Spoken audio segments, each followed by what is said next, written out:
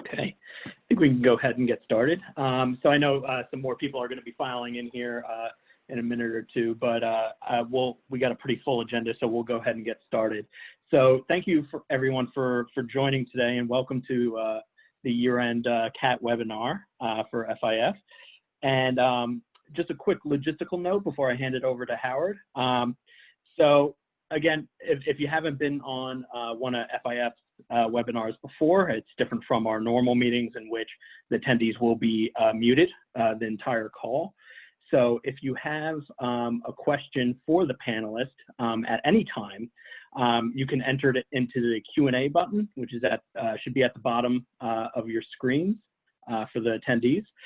Enter your question there whenever it pops into your head, and we'll take a look at the Q&A screen at the end of the call, and we'll answer as many questions as we can, as time allows. So again, anytime you have a question, enter it there, and we'll take a look at the end of the call. So thank you again for joining. With that out of the way, I'm going to go ahead and hand it over to the Managing Director of FIF, Howard Meyerson. Howard? Thanks, Kevin. I want to welcome everyone to the FIF Annual CAT Webinar. I'll keep my remarks brief because we have a great panel. We have a lot of issues to go through, and we also want to leave time for a Q&A.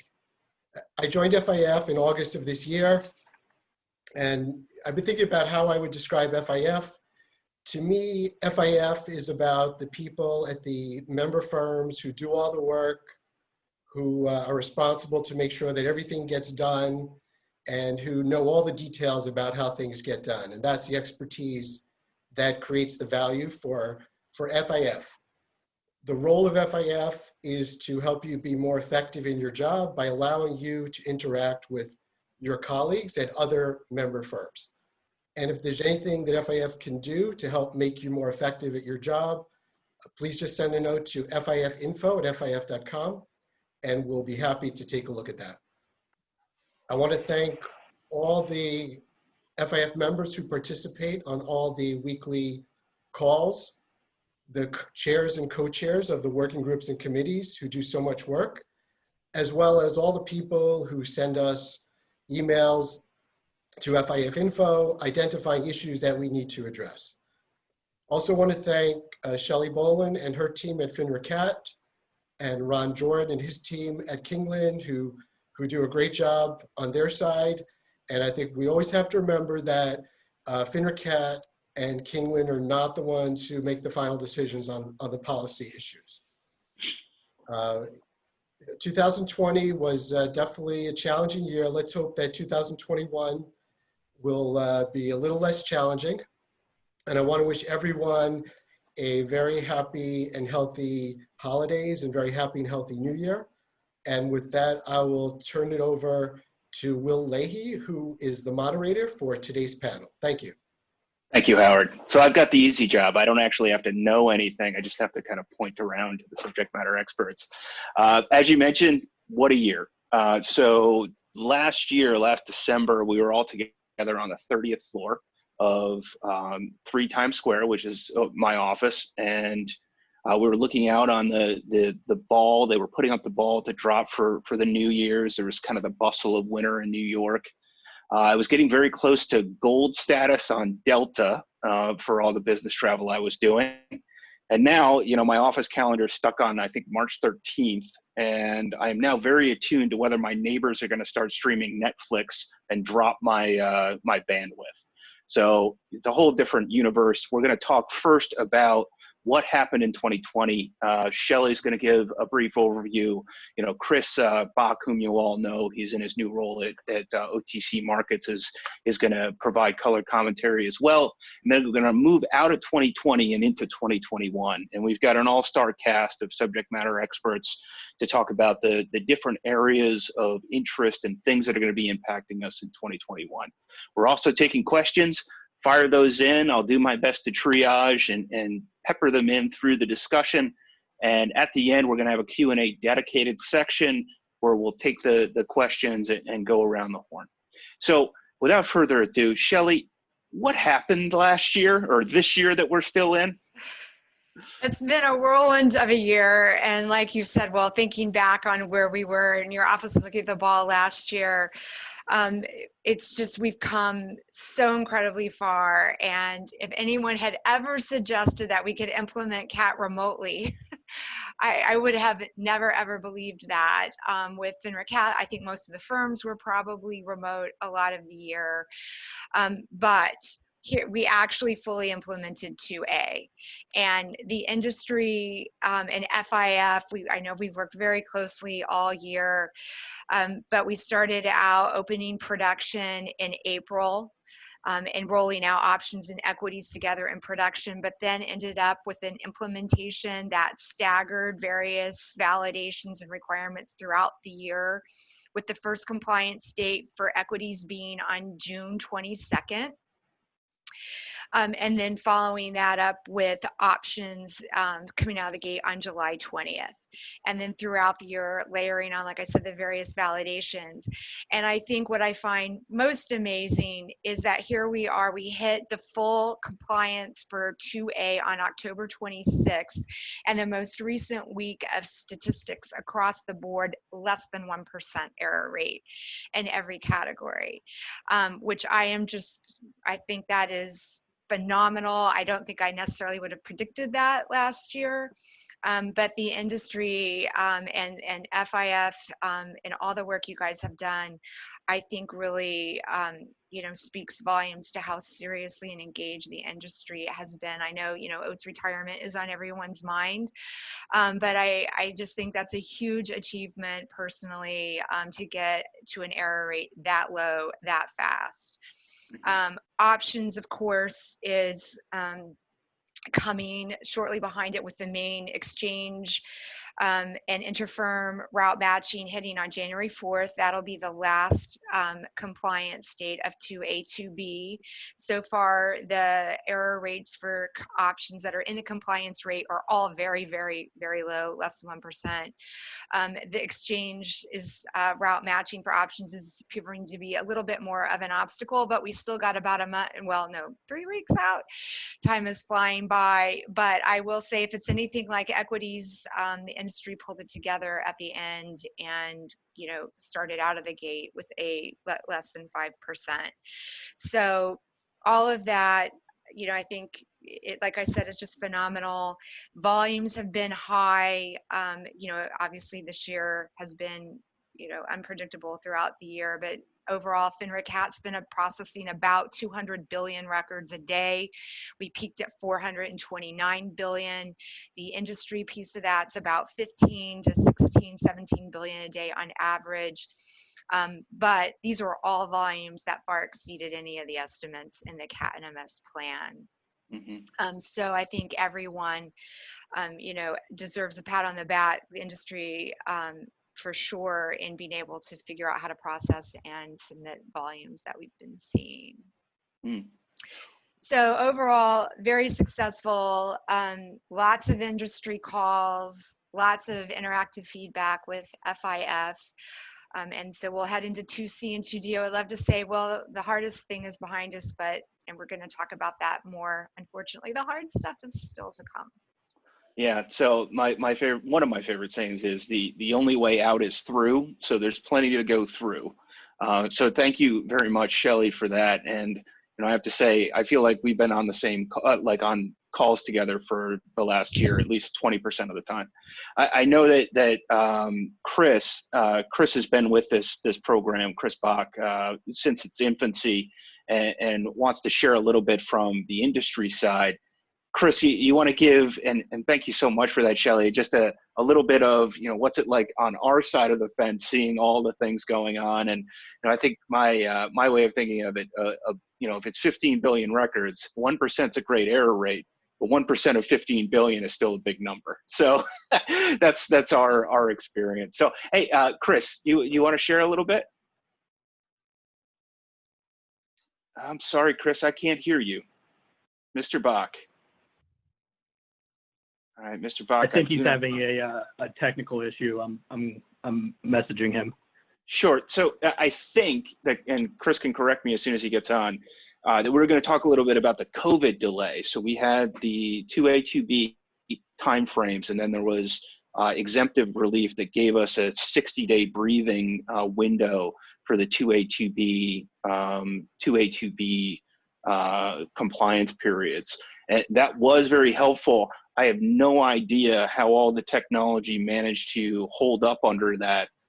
And we moved just mountains of code. I mean, I do have an idea. It was all our dedicated staff throughout the industry who were, you know, in the process of moving. We were living through a BCP event that we're still living through, and we were still able to move these, you know, very large reporting structures into the live, you know, through testing into the live environments. Chris, are you with us? Is that 401 number? All right, I'm really sorry because I feel like I'm taking away from Chris's discussion. Yep, that is his number. Yeah, I'm working on it, Will. I'm sorry. Oh no, that's okay. So all right, can you hear me now? Yes, yep, we can hear you. Christopher Okay, Bach. I'm so sorry. I feel like I'm stealing from you. Go ahead. Oh no, and I apologize. Yeah, so just to kind of piggyback off Shelley and Will. Yeah, the initial delay in CAT from a compliance standpoint for the perspective of the near-term compliance obligations was a result of COVID. Obviously, I think we all wish that never happened, but to a degree, sometimes bad things can turn to good things. And from a CAT perspective, the delay was needed. And just to give you a little bit of historical background for those who weren't involved, essentially, the expected go live for 2A equities was scheduled for the 20th of April 2020, and then options was June 18th, I believe, 2020. Because of obviously the challenges associated with COVID, the transition from work environment to the home environment, and everything associated with, you know, ensuring that the pandemic was not going to affect all of our health and the health of our friends and family. FIF did make a request direct to the plan participants on March 17th, asking for a 60-day delay and near-term CAT implementation milestones. That would be the initial data validation submission for equities on the April 20th, as well as the near-term options May 18th date. The SEC did provide no action that same day, delaying compliance with 2A until May 20th. Because of that date, we expected to be there to be an extension correlated to around the 60-day period, which we did indeed get on the 20th through an order submitted by the SEC at the commission level. And as you all know, that just effectively delayed the near-term 2A implementation date until June, I believe June 18th. And then the options was July 20th, both of 2020. What that did not do is it didn't extend any of the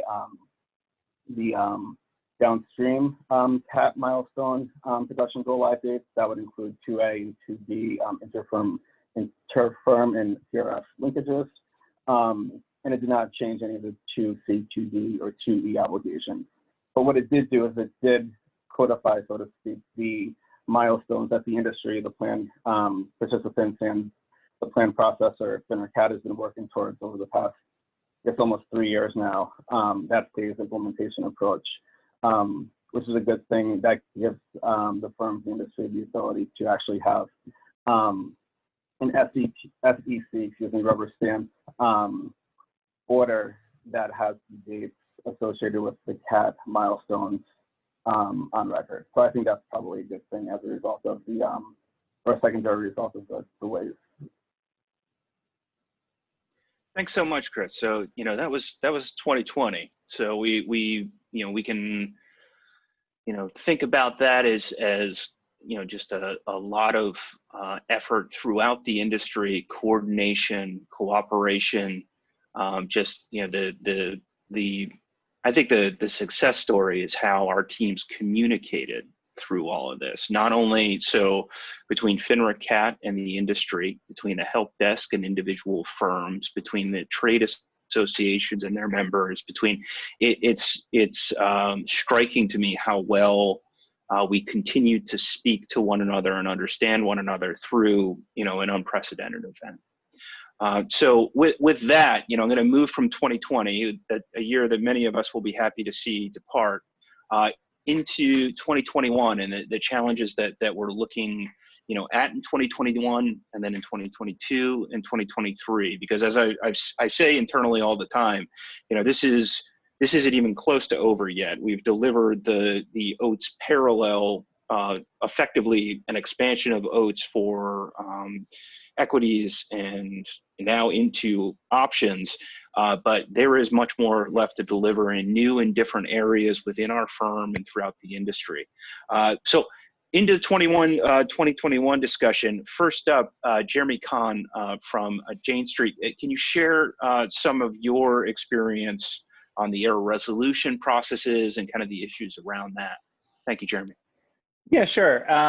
So, you know, I mean, I think first, just to start, as, you know, Shelley kind of introduced earlier, you know, if someone had said that the industry would be well below 1% error rate, you know, coming into, you know, basically October, November timeframe, I don't think anyone really would have believed that. I think overall the expectation was that the error rates were going to be pretty high for quite a while. And we were all hoping and had fingers crossed that it wouldn't be too long before that clock could start ticking for OATS retirement with the lower than 5% error rate. But, you know, I think that the industry as a whole and FINRA CAT and, you know, the SROs as well have worked pretty hard to get, you know, the error rates down and work through the problems that have come up.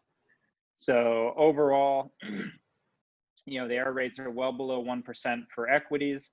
You know, but one thing to keep note of there is that, and that firms have to be aware of, is the error rates are in some ways kind of a red herring, right? So while it's great that the error rates are low, you know, Will mentioned earlier that, you know, 1% or 0.5% of billions and billions of records is still a lot of errors. And also, you know, the error rates of that 3 and 5% range really are related solely for the purposes of OATS retirement. And in actuality, you know, the allowable error rate, if you will, that firms have is effectively zero, right? So, you know, any errors that do come up, the expectation is that firms have to repair them. And that's proven to be quite difficult, which I think was, you know, kind of expected, but there's a lot of nuances and challenges with fixing errors. You know, first, you know, the time frame that exists currently, and we'll talk more about that in a little while, but the time frame that exists currently is that errors have to be fixed by 8 a.m. on T+3.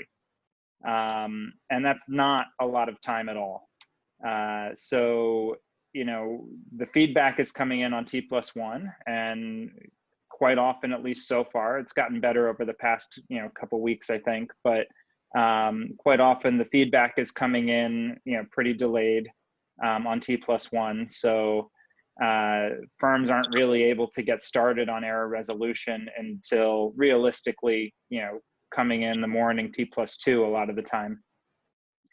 And that kicks off kind of this communication effort between the counterparties. So firm A needs to reach out to firm B and firm C and firm D and whoever else to work through the errors that have come up.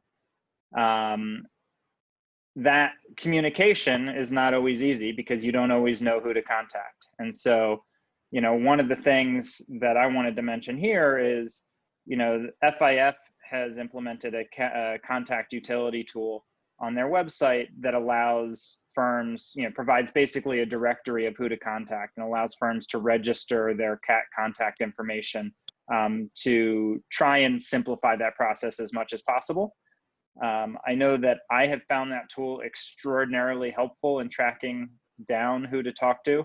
The alternative when someone isn't in there is me reaching out to the trader and saying, can you give me a contact at this firm that you did a trade with, so that we can track down the compliance person, so that they can tell me who the CAT person is, and then work through it. And so, you know, if you haven't already, having your contact information listed on that utility is really, really helpful. Right now, only about 23% of the firms have contact information listed. And so, you know, getting that percentage up, I think, is a really important goal for the coming months, especially as we move into more, you know, options linkage errors and some of the more complicated things that are going to be coming in 2C and 2D. So that's the you know, first challenge. Once you do track down the right person, finding, you know, the reason and the root cause of an issue is also often challenging and requires a lot of, you know, back and forth. And, you know, all the while that you're doing that, the next day more errors are coming in. And so there's this, you know, we've talked a little bit in some of the working group calls about this. There's this inherent kind of treadmill of errors that are going on. You know, you have a day and a half to fix errors, but it's always T+1, it's always T+2, it's always T+3. There's errors, you know, corrections due every day. And working through that, you know, really requires firms to have a strong operational process, to have tight controls around seeing the errors and getting them fixed, or at least, you know, noting that they are resolved or an issue with the counterparty. And, you know, really just trying to make sure you have controls around that is the next thing I think is really important to stress, because ultimately, you know, it's only a matter of time before the regulators and the examiners are in-house looking at your process. And if you've got a lot of linkage errors and you're not fixing them, and, you know, you're not able to show that you're surveilling them properly, you're kind of setting yourself up, I think, for you know, a bad situation there. So, you know, I think that's important. And that also, you know, ties in with just one other thing I wanted to touch on there, which is a lot of firms, I think, went into this expecting to rely on the portal for all the feedback, and instead of SFTP, you know, review of the SFTP feedback files. And while that's certainly, you know, a goal and a tool that can be helpful in working through things, I think, you know, the error delays that we've seen, along with, you know, some of the tooling that we are, you know, hoping is going to be delivered over the coming months and years to make it a much more powerful tool, just speaks to you know, the point that firms really should be looking to, you know, leverage those feedback files that they're getting if they have SFTP delivery, because that information is available much earlier, it's in your control, and you have a lot more ability to create tooling around that, or I think there's some vendors out there also that can provide some tooling for that. So if you haven't been looking at that, you know, definitely consider looking at the FTP feedback files, because that can be very helpful in getting errors resolved faster. Mm-hmm. The last thing, you know, I think that we've been seeing is just a lot of recurring issues with counterparties. So I think there's some flows that have been challenging for certain firms. You know, some of the RFQ flows with RFQE and TradeWeb, some of the, you know, manual flows, different things like that, where it's not always easy to tell what you should be reporting, or maybe your OMS vendor doesn't support a certain type of flow, and that's causing, you know, daily linkage errors that aren't necessarily high numbers, but again, the acceptable error rate realistically is 0. And so it may only be a handful of errors on a given day, but, you know, it is out there, and they are errors that need to be corrected. And so definitely working with your vendors to, try and resolve those root causes of issues will only make it easier going forward. It'll be less and less that you need to repair on a daily basis. Mhm. So, I think that's kind of the summary of where we're at right now. I did want to hand off to Shelley. I think she was the next agenda item anyway, just to talk about the relief request that was put in, I think, a week or two ago. Importantly, from the operating committee and the participants. So if I understand it correctly, yeah. And just in transition here, you said one thing about, the potential for future examiners. I don't think I'm breaking any news here to say if you don't have policies, procedures, and a sound process in place, you're going to have a bad time when those questions come around, because this is for real. FINRA is the designated regulatory agency for the CAT rule set across the joint SROs, and they are visiting folks. So yeah, I sorry, just one more thing to chime in there on that, Will, because I think it's an important thing to note as well. The examiners are new at this also, and haven't necessarily been in the weeds on CAT at all while it was being developed. So while they may have gone through training and been primed on a lot of this stuff, I mean, I know our firm, we had an examiner in already looking at activity from July for our options entity, and asking, a lot of innocent questions of why isn't this there? Why isn't that there? And there was a lot of explanation needed of, well, this wasn't live yet. This report card doesn't have the data because the report card didn't cover July yet because of the, and so making sure that you've got tight records, what was in place, what was not in place, what the expectations were, and records around what was fixed, and if things weren't fixed or didn't need to be repaired or whatever, that you've got records around that, because those questions are going to come. And even though you shouldn't get dinged for them, there's going to be a lot of explaining needed in order to get there.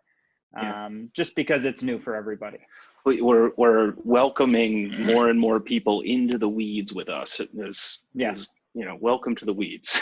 So the discussion around the exemptive relief request from the participants, Shelley, could you share a little bit about that? Thank you. Sure.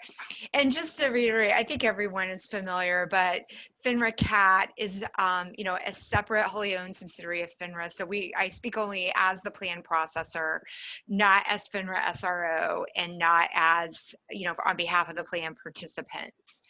So, just a friendly reminder on that. But the plan participants did file, I believe it was on December 4th, 2 separate exemptive relief requests. One for the noon deadline for the processor, which of course kicks off when industry members have the data available that they need to start their process. And we very much recognize how any delay we have directly impacts the industry members' ability to meet their T+3 8 a.m. We recognize how important the portal is. I think, as Jeremy was pointing out, we get the machine-to-machine feedback out faster, but it takes time. It's taken more time than we ideally would like to get the portal populated. I think, I hope we've come across very clearly in our industry checkpoints. This is the highest priority for FINRA CAT, to make sure we do everything we possibly can in our power. It is a lot of complex processing on very high volumes, as I'm not telling anybody anything and they don't know. A lot has to happen in 4 hours. There's just a lot that has to happen in 4 hours. So I think the exemptive relief request is a temporary one on the T+1 at noon. As we continue to refine our processes and optimize where we can, the goal is to hopefully work towards that noon deadline. The second is for industry members, that would move the industry member deadline for correction to T+4 at 8 a.m. So effectively giving another 24 hours past the existing deadline, and that is exemptive relief request. I don't think you see the word temporary in that one. Of course, this is all in the hands of the SEC. It would be dependent on SEC approval, but hopefully it reflects the plan participants do recognize the challenges in this noon deadline that was put in a plan that was approved years ago, and Rule 613 that was approved way before that, when they're estimating 58 billion records a day, and now we're dealing with sometimes in excess of 400 billion. Mm-hmm. But hopefully, that shows the industry, the participants have at least recognized that, and we'll see what the SEC's action on it is. And thank you, Shelley. So just to recap, so there's a request for relief on the T+1 deadline for the CAT processor to provide the feedback files, and giving you more flexibility there given the size of the files that you're trying to process. And then there's separately the request from the participants that the industry have an additional 24 hours to correct errors from T+3 8 a.m. to T+4 8 a.m. And unlike the first one, that one is not, the request was not limited for a temporary period, which we all read that, and it was Christmas come a little early. It hasn't come yet, but at least the request reflects the participants' understanding, and the industry greatly appreciates that the T+3 8 a.m. Framework really isn't working, because it is always T+2. It's because of the treadmill effect. You get T+2 every day, and you're dealing with multiple things, and having that additional 24 hours, very welcome. So we wait with intent as to how the SEC is going to respond to that, and of course, we're hopeful that it'll be in the positive. And FIF and SIFMA, I don't speak for them, but I would imagine they're happy to throw their comments in as well in support of that. So thank you, Shelley. Go ahead. Hey, Will, just one point on that. I think, and Shelley, correct me if I'm wrong, I think part of that request also, perhaps I think was just showing better processing ability by FINRA CAT, because I think that the expectation is still the finalized data would be available by the T+5 deadline that's in the plan, right? Yes, that's very, very important. The T+5, I think to get anywhere, we have to preserve that T+5. If we think about, why CAT has the deadlines it has, and the flash crash and all that, and having regulators having a good data set by T+5, have to preserve that. And the processor still has to make the data available by noon on T+1 validated data, but all the linkages and all of the enrichments that have to happen, I think it recognizes that that's just a lot in 4 hours. Mm-hmm. Mm-hmm. And thank you for clarifying. And it only went to 4 p.m. So they're only looking to give another, 4 hours. But, I think if we get the data by T+4 at 8 a.m., we can do it by T+5. 24 hours is very different than 4 hours. Yes. Minutes count when you're dealing with billions of records. Yeah. Absolutely count. Yes. Yeah.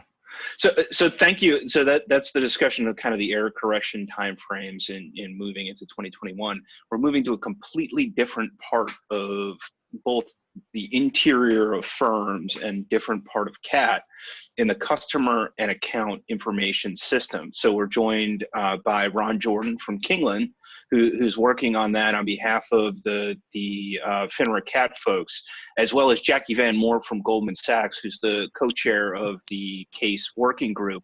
And I can't stress enough, this is the first time there's this mass export of reference data, and we're talking about kind of blank slate dealing with issues that haven't been dealt with before. So I guess I don't know who goes first. I think, Ron, you want to take the first shot? Sure. Thank you. Thanks. And yeah, I think you're absolutely right, Will. This is the mass reporting of customer information, I don't think has ever happened before. So this is a stepchild along with CAT, and it's a very important part of the CAT long term. And make it really clear, and thanks for clarifying that Kingland is a subcontractor for FINRA CAT. We are working for Shelley and team as in building the customer and account information system we call CAIS, C-A-I-S. So if we use an acronym, that's what that means. It is much different.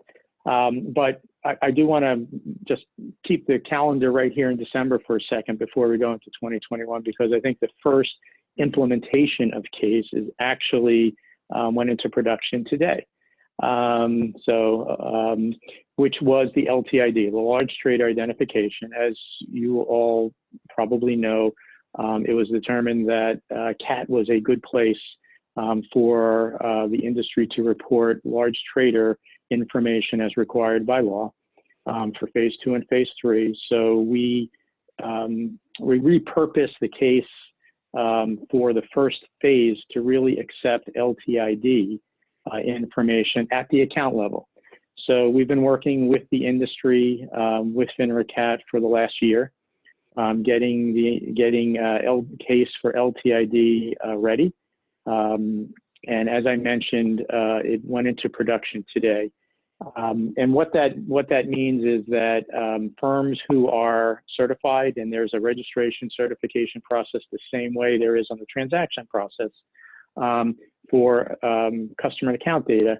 Once a firm is certified, they can start to put their LTID information into CAIS beginning today. Now, what does that mean? That means that, and what is the requirement? So by April 26th of 2021, so 4 short months from now, seems like a long time, but it's not, as we know, in CAIS time or in CAT time. What that means is that if there is a reportable transaction that is being reported to CAT, and that FDID or that firm designated ID or account, all the same term, is associated with an LTID or is itself an LTID, that also needs to be reported into CAIS as a customer record. It's only at the account level right now, so we need to know the firm designated ID and the LTID number and a little bit of metadata around the account, but that needs to be in the CAIS system by April 26th, 2021 if there's a CAT reportable transaction and it's a large trader. So we're leading up to that requirement. It's into production now. The certification process, as I mentioned, I think we have over 600 firms registered right now, and we only have a certain amount, a handful certified at this moment. But there is a certification process depending on size, and because the customer data is different than the transaction data, the certification process, while it exists, it's a bit different. And simply speaking, if you have more than 100 accounts with LTIDs associated with them, you need to prove that you can submit at least 100 accounts with less than 10% error rate. If you have fewer than 100 accounts, you should be submitting all of your accounts that you have and get it with a 10% error rate or less. And we were also we would like firms, even if they do not have an account with an LTID, they should still go through the process of certification, because at the point that they do get an LTID, or if they do get an LTID, they want to make sure that they're certified and they can go into production. So that's where we are right now with the customer and account information system. The first part of it, phase 1 implementation, which is LTID, is live today. April 26th is a key date for LTID, and we will spend the majority of 2021. We can get to that in a little while.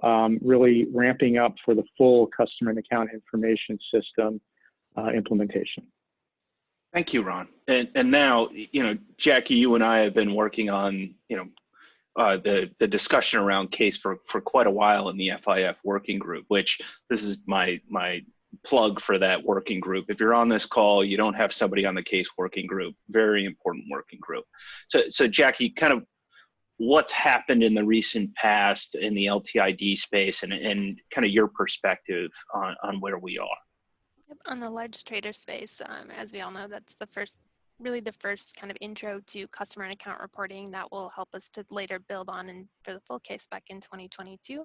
But for the large trader reporting, this is really where we're going to build on it and start reporting your firm designated IDs and associating them to large trader IDs. I think one thing that's important for firms to keep in mind is, unlike the order and transaction reporting, it's not a daily report that you send in. It's you build up your FDID to account information kind of database, and you can do only delta refreshes as details change. You don't have to submit it on a daily basis. So now that the production environment is open, firms can start to build up their reference data within case, rather than waiting for April 26th and sending it all in one shot. You can start to build up and, you know, create your own database.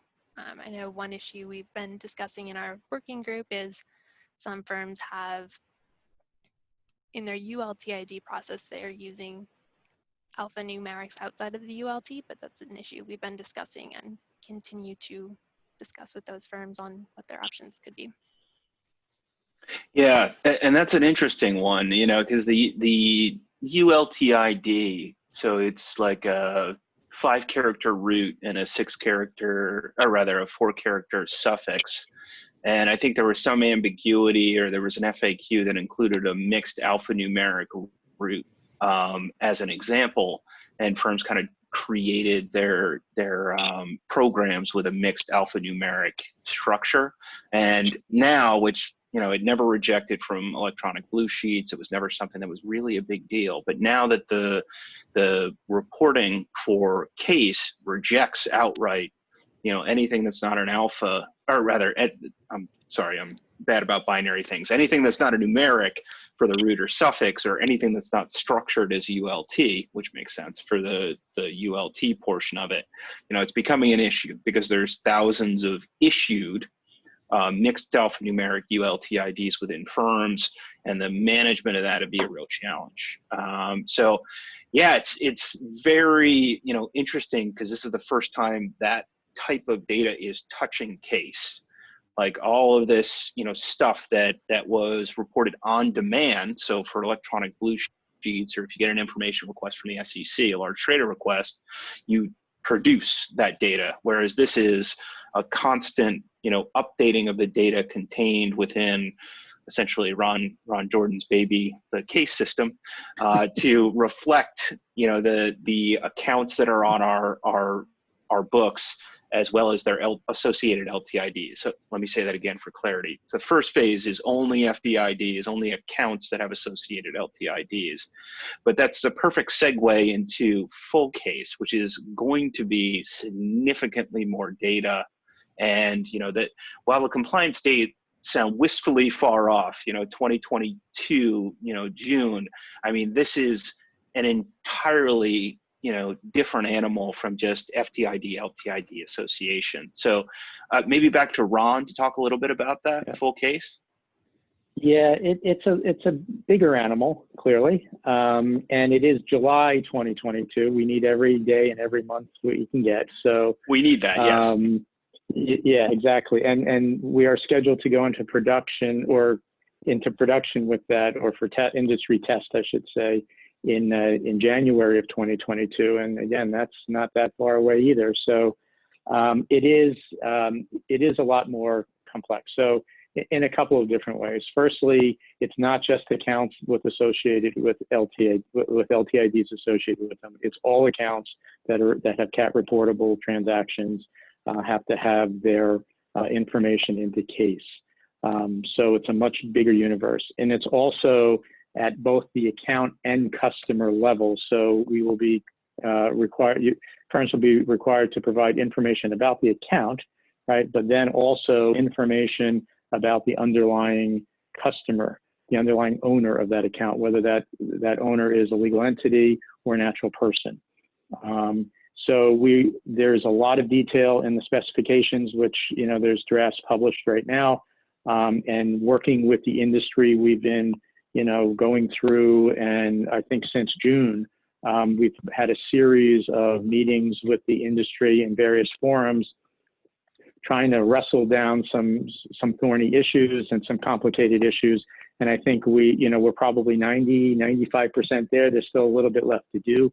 The final specification for full case will be published at the end of January, so the end of next month. And that publication will have, where we landed in all of this. I think, one of the things I just want to reiterate that Jackie said earlier, really important.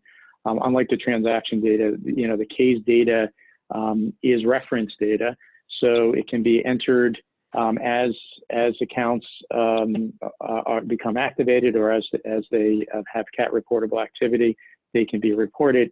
And then once they're reported, they need to be updated, and firms have the ability to update their entire database every day if that's what they want, or they have the ability just to submit changes that have occurred in records that are already in case. So that's their option.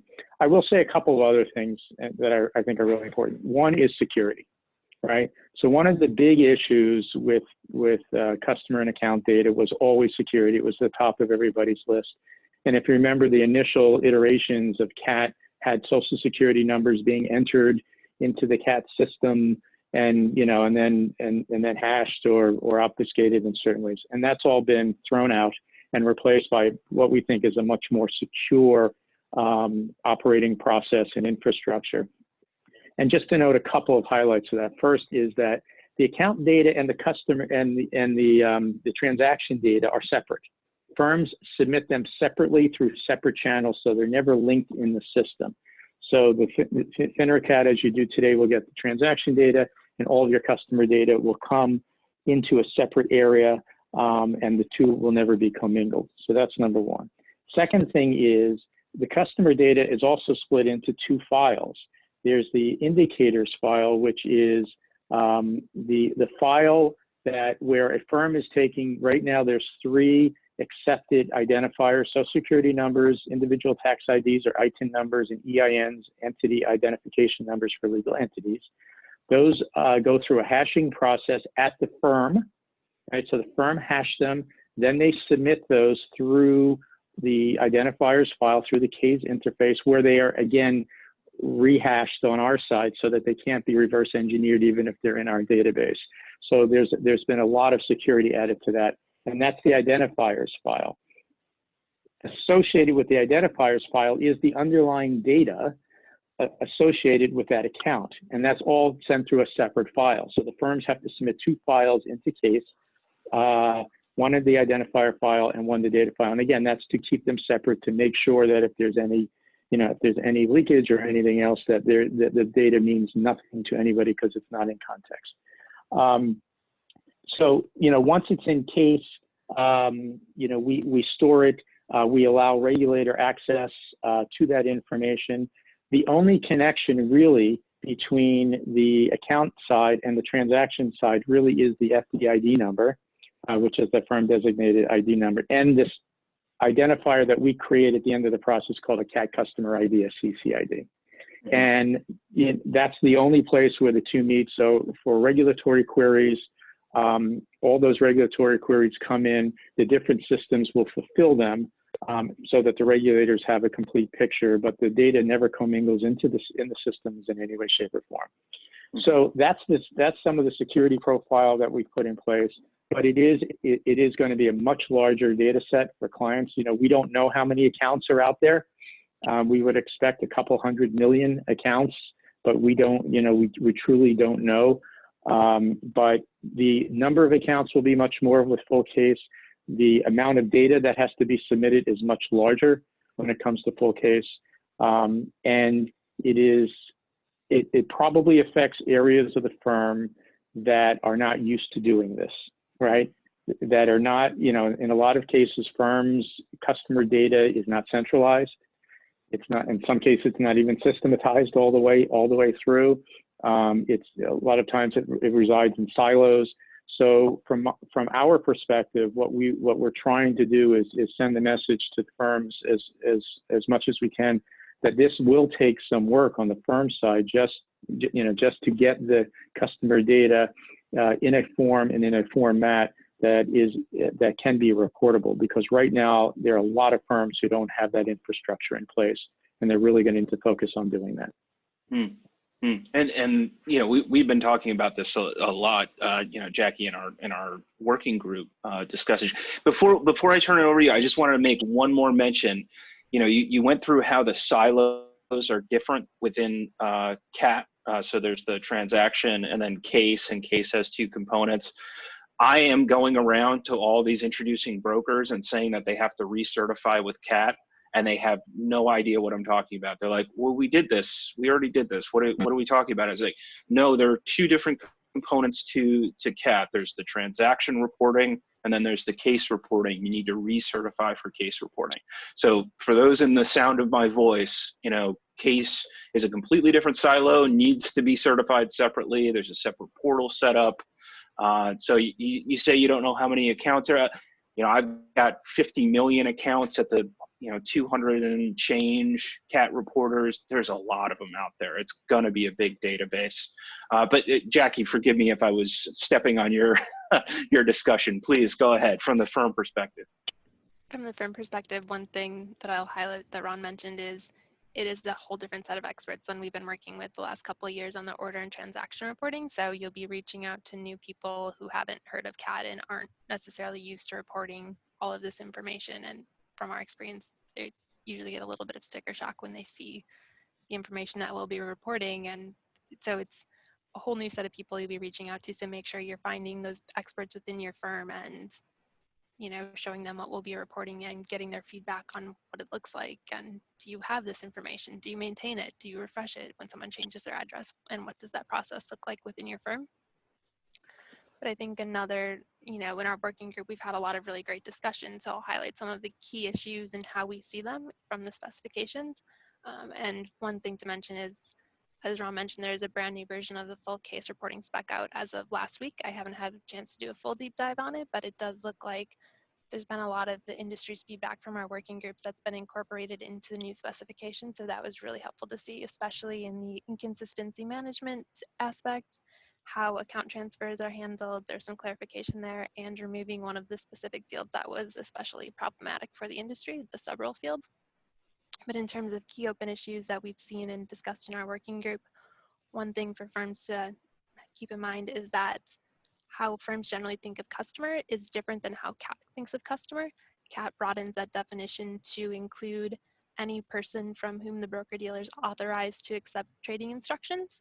So this broader definition is broader than current rules and regulations. So as a result, broker-dealers do not maintain the same level of detail on these customers or these authorized traders as we do for account holders. So what we've been hearing from a lot of firms is we might collect this information at account opening, but then it's on a piece of paper that's stored in a box. I can't readily report it, or in some cases, like the social security number, date of birth for authorized traders, it's not actively collected, and when asked for it, sometimes it'll be refused. So I think that's something that firms will want to, you know, keep top of mind and find out, do you have this information? What does it look like? And if you need to start collecting and storing it, what does that process look like? Who do we need to engage and, you know, get started ASAP? And one of the other items we've talked a lot about is how account types and customer types are classified in the specification. The spec, be sure to take a look, has a lot of different categories for both account types and customer types. So a lot of those values don't necessarily line up how with many firms currently categorize accounts and customers. So there'll need to be some sort of mapping and clarification on what all of them mean. So it'd be good for firms to be sure to take a look and review what they have today versus what's in the spec.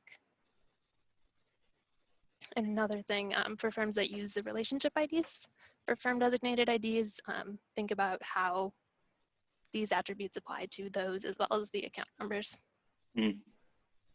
Yeah, I mean, we're going to need some clarity on how that all meshes together. And I'll just touch back because it's been a cause kind of near and dear to my heart. The authorized trader discussion is kind of ongoing with the industry and with the participants, with the SRO. I think there's been some discussion with the SEC. It's just so different from the way we currently maintain our books and records for our actual customers. So there's beneficial owners of an account, and we have all of these obligations to maintain, address, the CIP requirements for social security number and things of the like. And then there's an authorized trader. So there's, registered investment advisors, an authorized trader. If you ask them for their social security number, they might tell you to go to hell. And then, there's also all these institutional traders who, for institutional accounts, you have a relationship with the institution and not each individual underneath it. And it's sorting these issues out is going to be the cause of the next, 18 to 24 months. So there's these focus issues, like bringing into focus exactly what's required. And then there's just, as Ron said, straight data hygiene. You just need to take the data that you're going to need, and you need to move it into a place and in a quality that you can then convert it into CAT case records. And that's not as easy as I just said it. It's going to take a lot of, self analysis and systems analysis and understanding, what are the variables, what's acceptable in this field that was entered by a, FA at account opening 15 years ago. So I know I still have data in my, stack that was entered by somebody, 5, 6, 7 years ago. It's still relevant data. It's still, the person hasn't moved. They haven't changed their address. The mail goes through, but it's just knowing when it was put in and what it means today, is going to be critical. So that's CAT case. I think we wanted to talk for a minute. I haven't received any questions on that. I just would note, please shoot in your questions through the question function. We'll get to a Q&A section. Maybe changing gears a little bit and talking about oats. And I think, we will mourn oats, but we will be happy that it's no, I gotcha, no longer with us. Chris, do you want to talk a little bit about the oats decommissioning? Sure. Yeah. No. And I struggled to come up with a word to kind of designate the retirement of oats. You can call it a benefit, but I'm not sure it's necessarily a benefit of CAT. But at the end of the day, we are going to get rid of oats. There's a lot of commentary in the CAT and MS plan regarding the metrics and regarding the kind of the intent of CAT, amongst other things, to facilitate the retirement of oats in lieu of a more robust regulatory reporting infrastructure. Back in 2017, I believe, the operating committee, I believe FINRA, published their initial rule filing with respect to the retirement of oats. That ultimately got pulled as we kind of transgressed through the path of CAT. However, as we kind of solidified on the milestone dates, as the plan processor, as the regulators got comfortable with the data being reported, on August 14th, I believe, FINRA published a second retirement filing.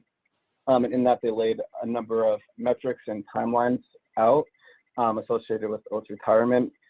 And I guess from my personal perspective, it is a reasonable, very reasonable design in terms of retirement. Obviously, oats data isn't going away, it's just being reported via CAT.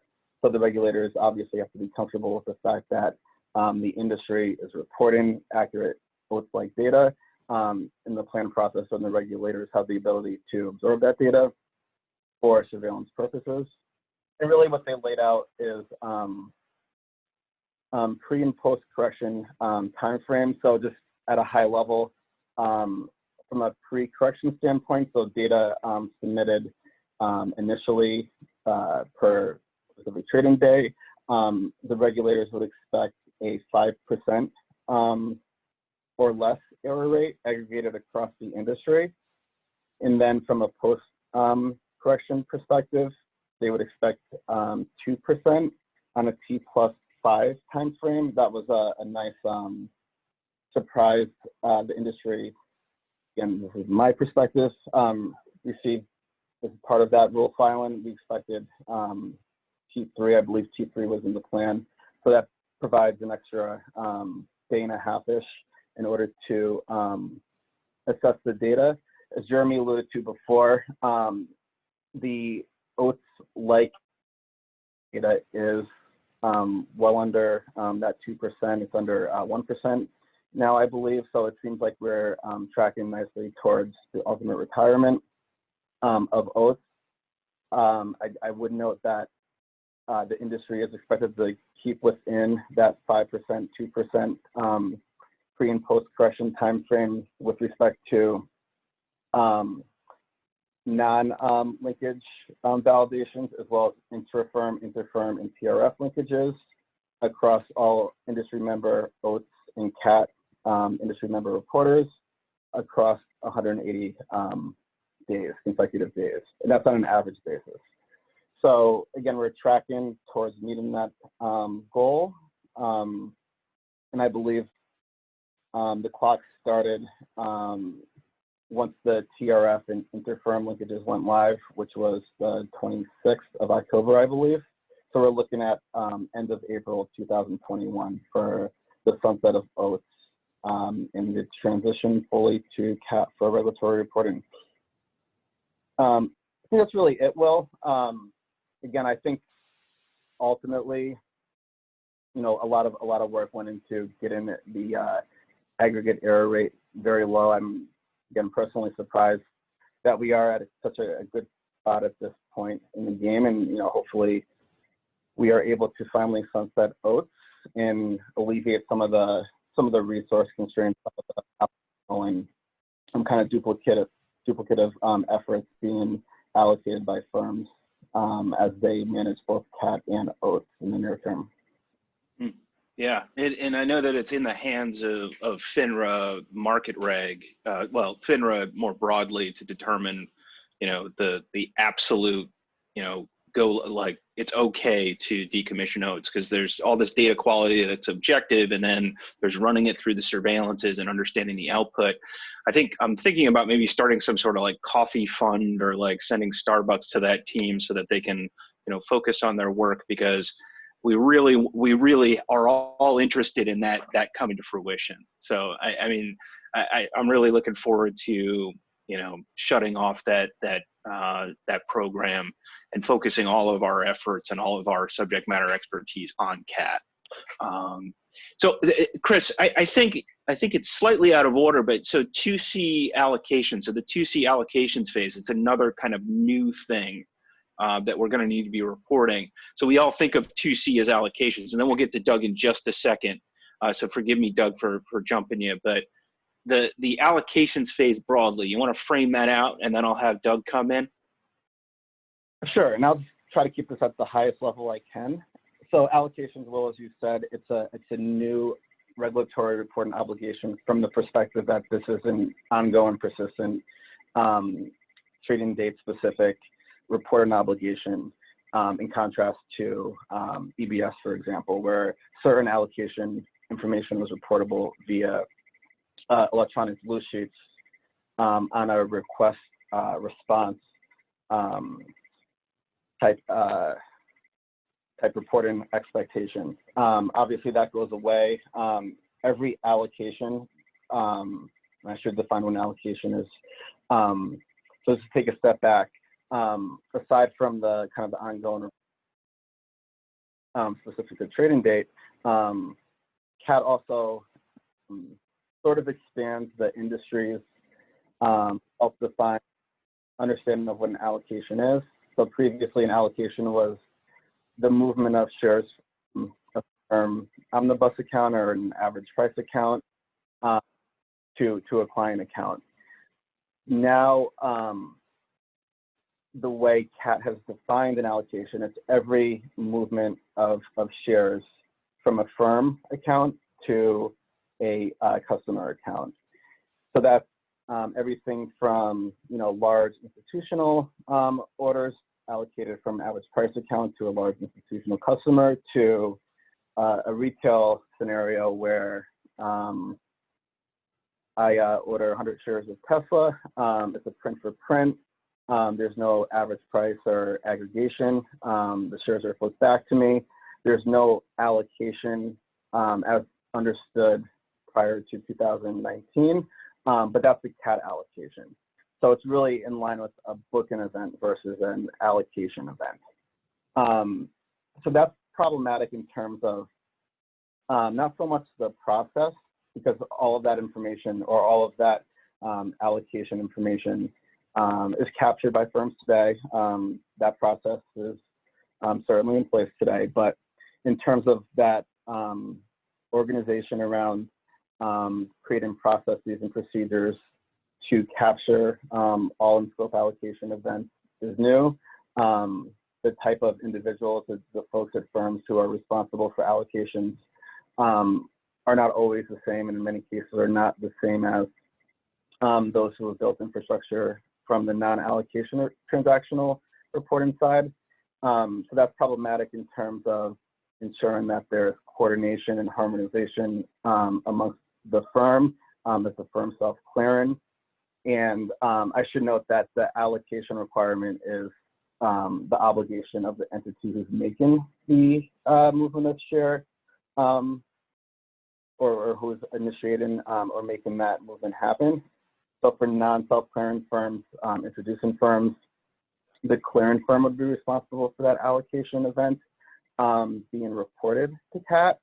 So there's obviously going to need to be enhanced coordination between the industry member, CAT reporter, who is not a self-clearing firm, with their clearing firm to ensure that the allocations are being reported on a timely and accurate basis, as well as to ensure that their clearing firm and or the portion of the firm responsible for clearing has taken initiative in terms of amending allocations if necessary, as well as every other aspect of the allocation reporting process. I just wanted to mention a few other novelties with allocations. Aside from that print for print type scenario, that's more applicable to the retail cases, small orders that aren't aggregated, aren't flipped back from an average price account. There's the requirement to amend or correct allocations. That hasn't been necessarily an aspect of the allocation storage requirements that firms have really needed to focus on. You have an allocation gets amended, it's amended. It's not a books and records obligation for the purposes of kind of real-time-ish regulatory reporting. That's different. The amended allocation report would be expected, I believe within T+3 of the allocation being originally sent, or at the time that the firm became aware that the allocation needs to be amended. So again, that's introducing additional processes and procedures, as well as additional experts at firms who need to be coordinated and need to develop their own internal procedures to report amended allocations or corrected allocations to the plan processor in a timely and accurate basis. There's also certain obligations with respect to reporting foreign customers who have accounts at your firm, not through BTC. That's going to be novel. There's going to be some reference data that needs to be incorporated in order to organize your firm's infrastructure to ensure that everything is, again, being reported on a timely and accurate basis. And I think really kind of the largest aspect of this is, the processes that have been put in place for many years, while still material and still kind of the core of what will be, what your firm is initiating as part of the allocation process. It's creating infrastructures that work within your firm system that are also in line with the CAT reporting obligations for allocations, which again, it's a relatively drastic deviation from the current EBS request response infrastructure, and it's going to be problematic for firms and for firms who have relationships with both clearing firms as a vendor as well as service bureaus as a vendor. There's going to be even more need to coordinate amongst those parties to ensure that allocations are reported timely. Yeah. So I think, Chris, that hits it nicely as an introduction for Doug Craig from Ion Fidessa, as I know them, but forgive me, Doug. So, you think of the entities that are involved. It's like, oh, CAT reporters. So if you're a self-clearing firm that doesn't use an OMS and has direct connections to exchanges, it's relatively simple. But I'm a service bureau, so I support, I'm a CAT reporting agent for 200 and change CAT reporters. A lot of my clearing firm customers have introducing firms. And then a lot of the times a clearing firm is using an OMS to facilitate the order flow. So that's 4 entities that all have to, march to the same drummer to make sure that they can get the CAT reporting done correctly. So 2C from the perspective of an OMS, Doug, can you share a little insight there? Sure. Thank you. We have approximately 80 customers that use our CAT reporting service. It's around 3 million records a day that we submit, about 5 million records that we generate total. A number of our larger customers like to do some validation and delivery themselves. I think in terms of 2C, not to take us too far back, when we look at 2A, 2B, or 2C, or 2D, very, very different buckets. 2C, we're still working with our customers and our partner and their customers and their execution partners. We have no known issues, but of course we still have customers that have errors. But that's very much in terms of daily, you mentioned T+2, Will, the kind of daily triage, working with our support team, investigation, things like that. When we look at 2C, so 2A, 2B seems like so long ago, it seems like so 1980s, right? 2C, we're, I'd say 95% code complete. We have a couple things that we're cleaning up. We're building our February release right now, this week. So 2C is very much about, right now, on internal QA. We have about 3,000 automated tests that run every single night against any CAT software changes that are checked in. We have manual kind of functional testing per item as well. So that's a big focus. We're rolling out December software this month and next month so that firms are prepared for that 2C test environment to open at the end of January. That's just from a, not even a software development standpoint, but from a kind of operational upgrading patch rollout type of event. And then we're a little we're doing all that and blocking and tackling and rolling out software, but we haven't submitted a test file yet. So definitely it's going to be as this whole process is, I think very much a learning experience for us and for our customers as we go forward.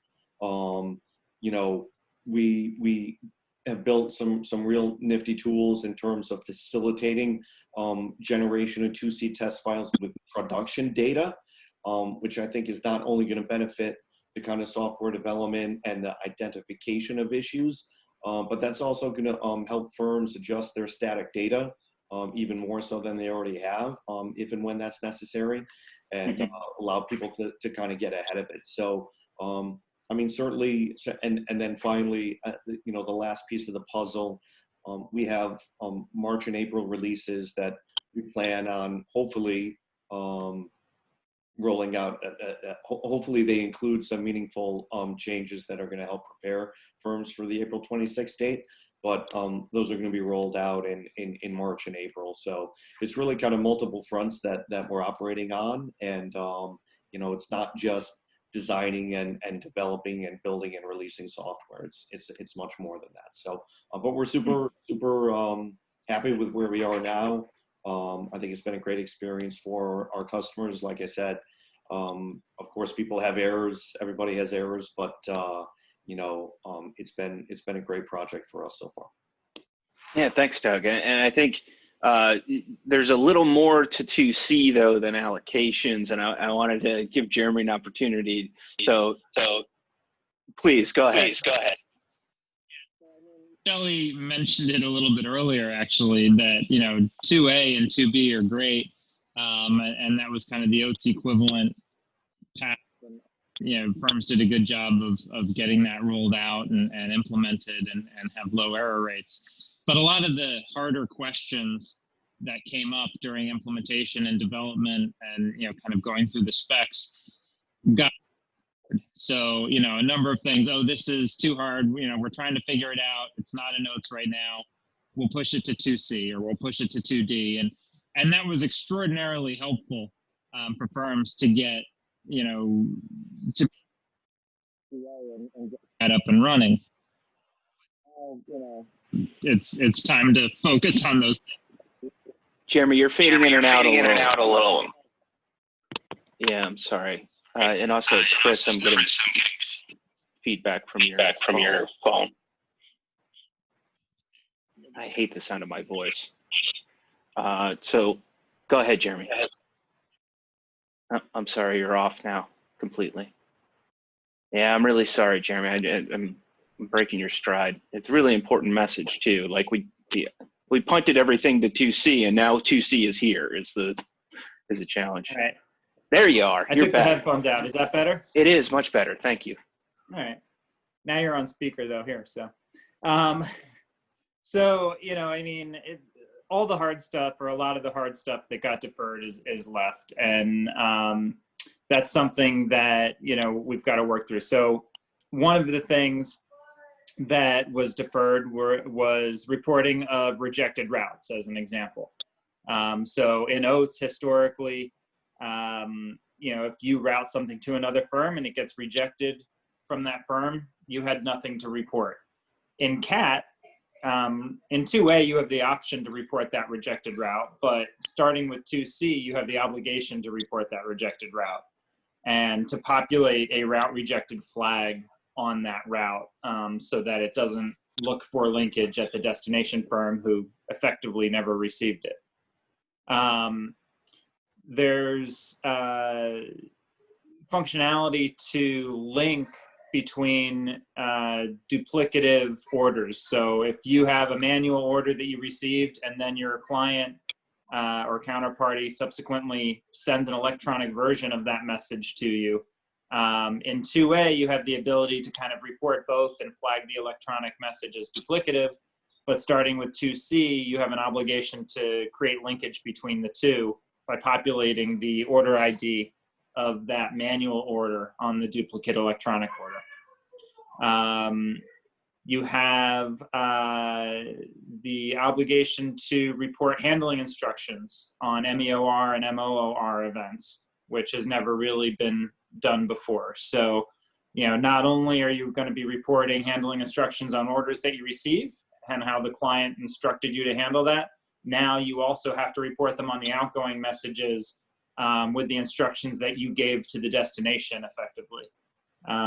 Most of the time. I think there's some exceptions there, but as far as the perspective goes. 2C also implements this whole premise of order effective events. So it's a relatively new construct in CAT, but it's the idea of you have an order such as a stop order or a conditional order of some sort. When that order gets triggered and kind of becomes a live order, there's an event that is expected to be reported for that occurrence. And so that's something that needs to be tracked and captured in your systems so that you can then report it with the effective time that it happens.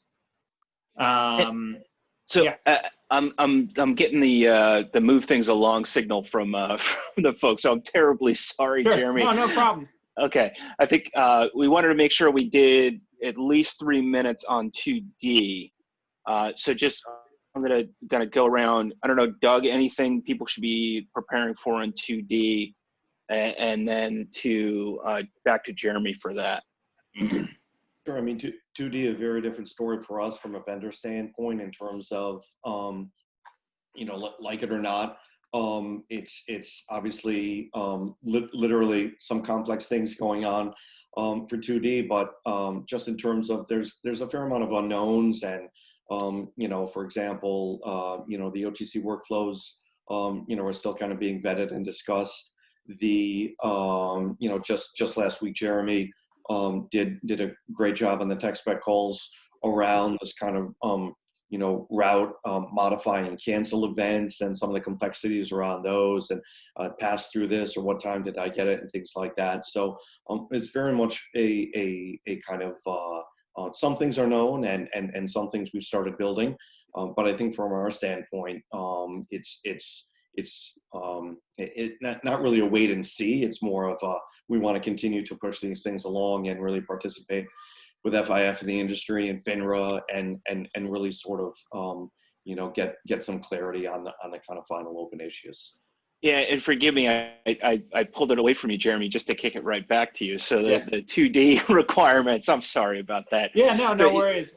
I mean, the elephant in the room with 2D is you've got complex multi-leg order events that are going to need to be reported, and they have their own order event, I guess, bucket, if you will, and manual options. You know, I think those are the two biggest things, and probably the most complicated and difficult to get implemented. There's other things that are going to be, you know, incorporated there as well. You know, but I think those are the two big ones. And then there's some aspect of RFQ flows that are going to be coming into scope probably around then as well, that are going to be quite challenging. And I think, you know, there's still some work to do to figure out exactly how that's going to need to be reported. Yeah, and I think that actually dovetails into the IDQS discussion. Chris, I don't know if you want to share first. If it does or it doesn't, you can correct me, and then share a little bit of the discussion there. Yeah, no, essentially Doug alluded to remaining OTC flows that will be capturable via CAT. IDQS are it's an acronym for an interdealer quotation system, and essentially allows broker-dealers, market makers to post quotes in which other broker-dealers will initiate trade messages. Essentially, the expectation is that OTC-linked messages, we view them as negotiations until they become firm, and after which time, obviously, it'd be CAT reportable, just like in OATs. So we're essentially trying to work with the regulators as well as FINRA CAT to come up with a solution so that the current IDQS, the quote-based IDQS flows are able to correspond with current OMSs and current market structure without kind of unduly burdening firms who currently choose to transact in the over-the-counter securities via a quote-based IDQS. So that's just like everything else is for 2D is currently in process, and given the kind of the time we're up against, we're looking at getting the reporting scenarios worked out sooner rather than later. Mm. Yeah, and I would say, so Jackie, I see the sun has set over your shoulder, and the darkening sky has led us to the Q&A portion. So, actually, there's one thing to get to first. So, Shelley, fixed income's going to come in what, 2023? Is that the plan, or what are we looking at for scope increase and securities increase? Well, thankfully, even though the Rule 613, the plan says we do have to look towards broadening to other products, it doesn't give specific timelines. You know, we also, the participants at first did also have to look at, you know, primary market transactions and IPOs, secondary distributions. And at that time, so they've got a lot to build, you know, as it is. And so we'll be looking at the future of those items in fixed income. So but we still have a long way. Got a lot to do before we can get there. Yeah, just give us like 3 months off. I know it's not Testing you. I will mean, take no time at all. It'll just go right into the specs we already have. So yeah, because we just need a breather. All right, so unless there's anything else from the group, there are a couple of questions, and I would encourage you, please put in a question so that we can surface it among this group of subject matter experts. This one is about manual RFQs. So there was exemptive relief for manual RFQs to 2023, I think June 2023. So assuming that FINRA CAT plans for industry to implement that in the future phases, when will we have more, granularity around the timeline for that?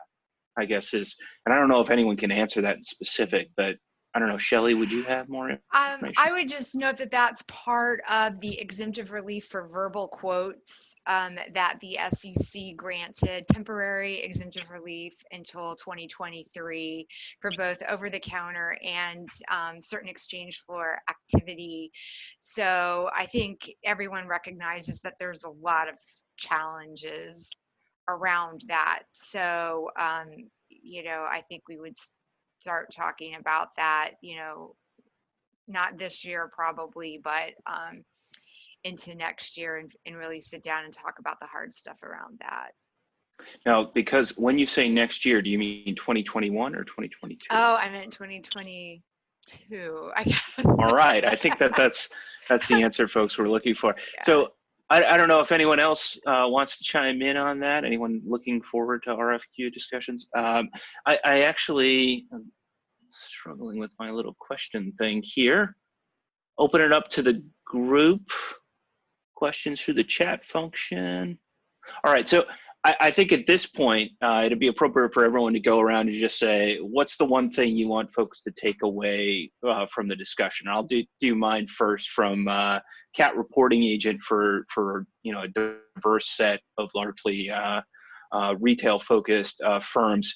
To the case stuff is for real, and it's going to take a lot of effort on our part, and we are gearing up for that. We're looking over the shoulder. Of course our teams are dedicated in implementing the transaction reporting, the allocation reporting, and as was mentioned earlier, they're slightly different, or actually materially different parts of the firm that are experts in those, and we're shepherding that. But the case specification, really new, and it's going to take some effort. I don't know if I want to, so you're all in blocks around me, so maybe I'll go to my left. Jeremy, what do you think? What's the one thing you want to take away? I mean, from my perspective, I think really just working with other firms on, on error remediation and getting your errors cleaned up in a timely manner, making sure that you've got strong processes in place, that your contact information is available, so that firms know who to reach out to, and that you've got not just one person as the contact, but I can say that I've tried reaching out to a number of people at different firms, where there's a single kind of person listed for CAT contact, and that person's on vacation for a week, and it's like, all right, now who do I go to? So, making sure that you've kind of just got that cleaned up, got that process tight at your firm. You're working with counterparties to resolve issues, as they come up, and, on a go forward basis as well. And, that you are, ticked and tied well for when regulators come asking eventually. Yeah, always good advice. So Doug, you're the next square. Sure. I'd say the thing that I would most want to leave the audience with is just an appreciation for how dynamic the project is. I think that's such a challenge for everyone who's involved. It's absolutely not any one side of the equation's fault or anything like that. This is something that we're all learning as we're going. I think that some of the changes have been really, really positive in terms of, maybe that OTC F share is going to get executed in a foreign market. So I can find a way to not throw errors on that and things like that. Mm-hmm. It's all positive, and we're all in this together. But really, it's quite dynamic, and that's certainly been a challenge to us, and I'm sure the industry as a whole. Yeah. Everything changes. Chris, you're the next square of my screen. First, we miss you. We love Howard, but we still miss you. What do you think? I wanted to echo what Shelley mentioned earlier in terms of FINRA CAT not being a regulator, being the vendor who's building the CAT processor. Mm-hmm. Invite firms to not be afraid to reach out to the FINRA CAT help desk. I think it's really important, both from the perspective of the firms who are implementing a very complex new piece of technology. Most are building at their firm, in a lot of cases, relatively from scratch. That information sharing is going to help you. It's going to help your colleagues save a lot of time, a lot of head banging, because a lot of times the answers can be clear if you know where to look, and sometimes because of the mass amount of information, it's hard to know where to look, even if you are ingrained in CAT. And I think it's also kind of a mutually symbiotic relationship where, Shelley, I hope I'm not speaking for you, but I think it's reasonable that FINRA CAT doesn't know everything, and the information that firms are able to provide in terms of their process, aspects of implementation that they find challenging or open questions that FINRA CAT may not have heard, is really going to help the process, and it's going to help the industry as a whole. I think having an organization like FIF deliver questions on behalf of the industry is great. But once that happens, I think having those individual conversations amongst industry subject matter experts with FINRA CAT specifically is going to really help the process along. Yeah, I mean, I echo that. Like, the help desk is great. Clayton and Paul and the folks that pick up the phone when we call. So, excellent point. Thank you, Jackie. What do you think? What should we take away?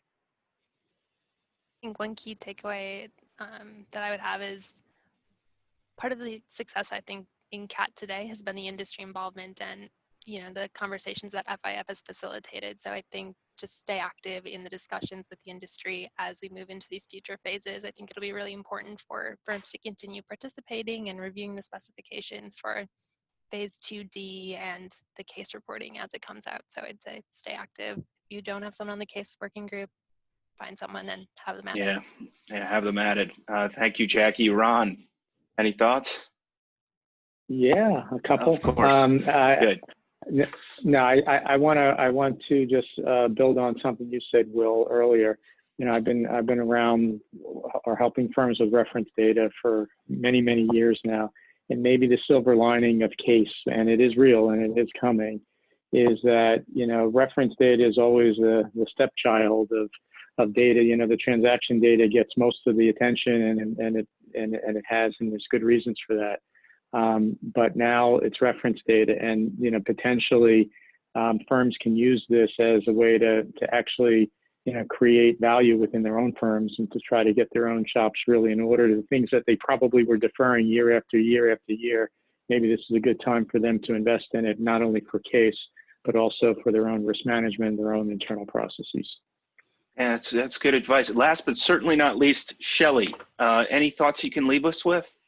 I mean, just to piggyback on what, all of you have just said, and Chris, Will, thank you for highlighting, calling FINRA CAT, engaging in dialogue with us, because we very much want this to be successful and provide a mechanism that firms can effectively report through. And we can't do that if we don't understand some of the scenarios and the patience. The industry is very patient with walking us through and explaining and helping us really understand so we can provide the right mechanism to collect the information. So I can't, again, repeating what everyone's just said, but staying engaged. All the industry interaction let us get where we are, and all of the painful calls or whatever, actually we love it, believe it or not. Well, I don't know if love is the right word, but when firms ask questions, to try to have these Q&As, it can be exhausting sometimes, but it's so beneficial, and we're so grateful when people engage and speak up and bring the issues. So just keep doing that, because like we've all just heard, the hardest parts ahead of us, and we need to be able to flesh out some of these really edge case scenarios. So we're going to get there together. So thank you. We're all in it together. Yeah, and thank you, everybody. Look, next year's event, I hope we can all get together and have like cocktails and little cheese cubes and all be in the same room. So, I mean, really looking forward to that. I don't know, Howard or the FIF staff, if there's many magic words I'm supposed to say, but thanks, everybody. This is a great panel. I really appreciate your time. Thank you. We echo that, Will. Thanks. You again to the panelists who are who lent their expertise this afternoon. We really appreciate you guys coming on, and thank you, Will, for moderating.